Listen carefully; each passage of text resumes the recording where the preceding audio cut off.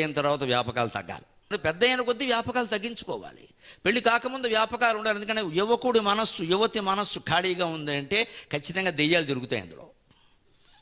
అది ఎక్కడ బిగింపు బాగా గట్టిగా ఉండాలి. అక్కడ పెళ్ళి అయింది, తగ్గించుకోవాలి వ్యాపకాలు. తగ్గించుకుని ఏం చేయాలి? భార్యాభర్త కూర్చుని హాయిగా మాట్లాడుకోవాలి. కాఫీ తాగుతూ మాట్లాడుకోవాలి, టిఫిన్ తింటూ మాట్లాడుకోవాలి, భోజనం చేస్తూ మాట్లాడుకోవాలి, సాయంత్రం మళ్ళీ టీ తాగుతూ మాట్లాడుకోవాలి.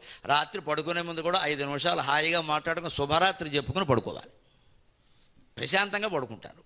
పొద్దున్న లేవగానే ముందు శుభాకాంక్షలు చెప్పాల్సింది భర్తకే, ముందు శుభాకాంక్షలు చెప్పాల్సింది భార్యకే. దేవుడు కూడా చెప్పక్కర్లేదు. పక్కన ఉంటుంది ఆవిడ, మనకి జీవితాంతం తోడుగా ఉంటుంది. ఆవిడ కంటే మనకు శుభం కలిగించేవాళ్ళు ఎవరండి?